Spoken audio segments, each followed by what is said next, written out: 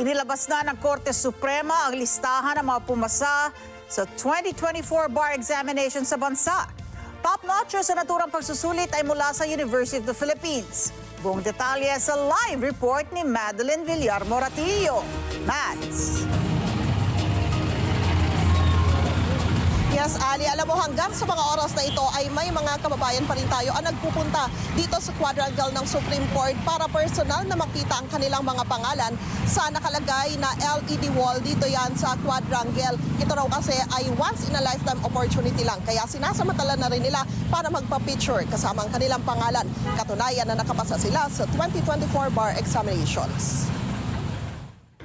Nabalot ng hiyawan at iyakan ang quadrangle ng Korte Suprema sa Maynila matapos ilabas ng Korte Suprema ang listahan ng mga nakapasa sa 2024 bar examinations. Isa sa kanila si Margaret, na labis ang kasiyahan dahil makalipas ang 6 na taon sa law school, sa wakas natupad na ang pangarap niyang maging abogado. Kwento niya, hindi madali ang kanyang journey dahil sa dami ng mga kinaharap na pagsubok. I think mahirap din pumasok sa Ateneo kasi yung parents ko retired na, so ginapang namin mag-scholarship kung kaya.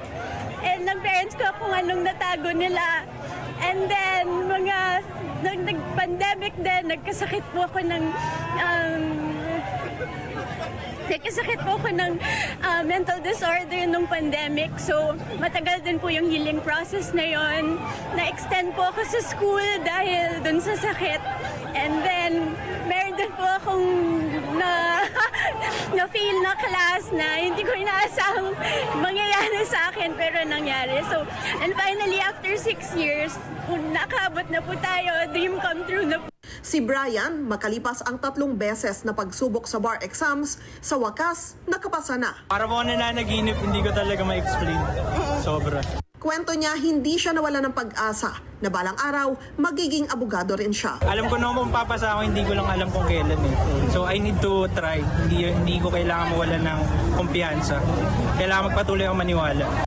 Isa sa mga matyagang nag-abang ng resulta ng bar exam si Rachel, kasamang kanyang nanay na si Aling Elena. Let's try. Kanina talaga parang nilalaglag na kami. Opo. Anong pakiramdam, ma'am? Sobrang saya. Kakita po po kung gano'ng hirap ng anak ko. So, parang ako na rin yung nahihirapan. May sabi ko pa nga noon, anak baka magkakasakit ka na yan. Hindi ka na magiging abogada sa sobrang stress. Sabi ko gano'n, matulog ka naman kasi lagi na pong madaling araw. Opo. So, parang ako po yung nahihirapan noon eh. Pero mas sulit naman po, masama sa'yo. Si John Arthur naman hindi pa rin makapaniwalang nakapasa. Plano niyang mag-apply sa Public Attorney's Office. Hanggang ngayon po pinaprocess ko pa po kasi matagal po talaga ako mag-process. Pinaprocess ko pa po yung nangyayari. Siguro mamaya pa po ako. Ayun nga po, ang plano ko po is mag-apply po sa Public Attorney's Office po para makapag-represent po ng mga litigante. Parang nagalingan din po ako dun sa abogado po na nag-appear sa korte namin. Kaya yun parang rin po. Tsaka nakita ko rin po yung mga condition ng mga akusado po. Kaya ayun po, gusto ko po silang matulungan po. Kabilang sila sa 3,962 examinees na nakapasa mula sa higit 10,000 nag-take ng bar exams ngayong taon. Nanguna sa 2024 bar exam si Kyle Christian Tutor ng University of the Philippines.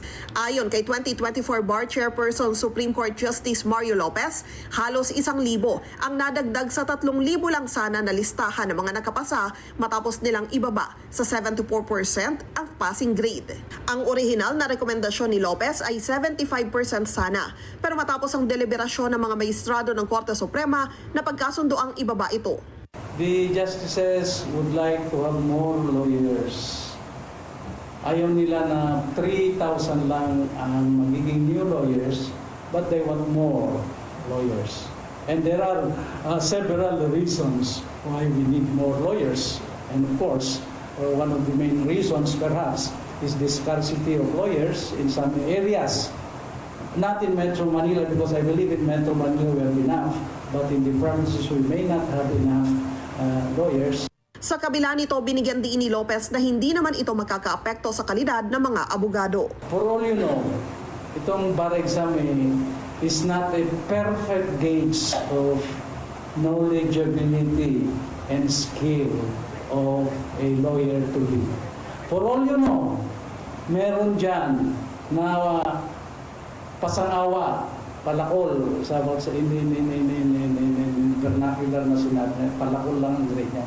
But after the bar, since they have the potential, they were able to overcome this disadvantage that they have a lower grade. And they flourish.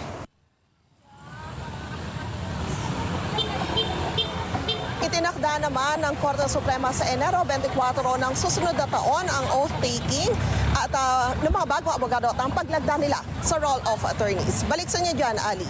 Mads, congratulations sa lahat na nakapasa ng 2024 bar exams. Pero yung mga malulungkot ngayon na who did not make the cut, no, at hindi na ipasa. Ano ba yan? Ilang beses mo ba maaring mag-take ulit ng bar exams? Ali, sa pagkakaalam ko hanggang 5 beses at pagkatapos kailangan mag-take ng refresher at pagkatapos pwede ka ulit mag-try na mag-take ng bar examination. Oo, no? Parang dati yung 5-strike rule, pero parang I think, if I'm not mistaken, 3. Pero kung kunwari binagsak mo ng 3 beses, kailangan meron ng requirement na kumuha ka ulit ng review classes at maipasa mo yon. So, etong ating mga yung mga hindi nakapasa ngayong taon, better luck next time. Pero huwag kayong susuko. Mads, maraming salamat. Maraming salamat sa inyo pong pagsubaybay sa Mata ng Agila Primetime. Para malaman ang matatag, matapang at matapat na mga balita, i-follow lamang at mag-subscribe sa @Net25 TV.